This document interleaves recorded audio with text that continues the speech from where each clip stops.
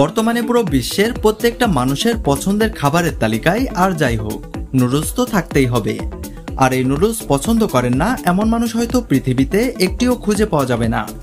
তাই আজকের ভিডিওতে আপনাদেরকে দেখাবো বড় বড় ফ্যাক্টরিগুলোতে নুডলস কিভাবে তৈরি করা হয়।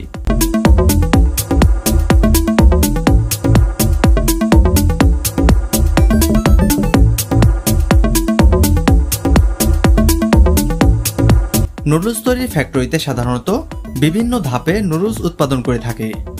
এটি একটি অটোমেটিক প্রক্রিয়া যেখানে মেশিনের মাধ্যমে আলাদা আলাদা উপকরণ একত্রিত করে নুডলস তৈরি করা হয়। নুডলস তৈরি করার জন্য এর প্রধান উপকরণ হলো গম। এই গমকে প্রথমে বড় বড় ছাইলোতে সংরক্ষণ করা হয় এবং খুব নিখুঁতভাবে এগুলোকে পরিষ্কার করে ময়দা তৈরি করার জন্য মিলিং বিভাগে স্থানান্তরিত করা হয়, যেখানে এই গমগুলিকে সূক্ষ্ম সুজিতে পিষে ফেলা হয়। এই মিলিং প্রক্রিয়ায় রোলার এবং শিফটারের একটি সিরিজ অন্তর্ভুক্ত থাকে, যা ধীরে ধীরে গমের দানাগুলোকে গুঁড়ো করে এবং ব্র্যান্ডকে অ্যান্ডোস্পার্ম থেকে আলাদা করে।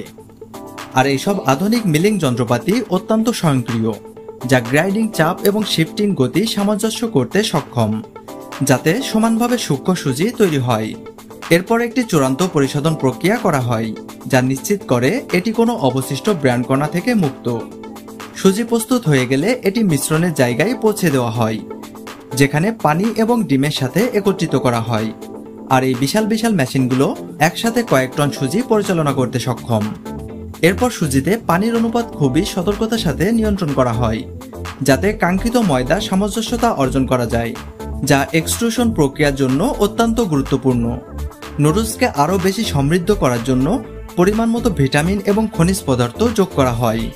স্প্যাগেটিতে আকার দেওয়ার আগে ময়দার বড় চাদর আকারে বের করা হয়, যা গুণগত মান এবং ধারাবাহিকতা নিশ্চিত করার জন্য অত্যন্ত গুরুত্বপূর্ণ। এই প্রক্রিয়াটি আর্দ্রতা এবং উপাদানগুলির অভিন্ন বণ্টন অর্জনে সহায়তা করে এবং একটি স্বয়ংক্রিয় পরিবেশে পরিচালনা ও প্রক্রিয়া করাকে সহজ করে তোলে। এই ময়দার চাদরগুলিকে পরবর্তী আকার দেওয়ার সময় সুনির্দিষ্ট নিয়ন্ত্রণের অনুমতি দেয়। এরপর অসংখ্য ছিদ্রযুক্ত ধাতব প্লেটের মাধ্যমে ময়দা স্প্যাগেটির লম্বা পাতলা স্ট্যান্ড তৈরি করতে বাধ্য হয়।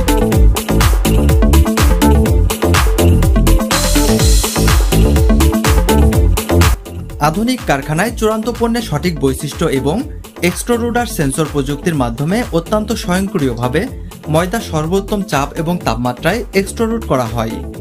এগুলিকে ঝুলন্ত স্ট্যান্ড ব্যবহার করে পুরো ফ্যাক্টরিতে খুব সতর্কতার সাথে পরিবহন করা হয়। উৎপাদনের বিভিন্ন পর্যায়ে যাওয়ার সময় এই স্ট্যান্ডগুলিতে স্প্যাগেটিগুলো ঝুলন্ত অবস্থায় থাকে এবং বিভিন্ন পর্যায়ে এটিকে শুকানো হয়।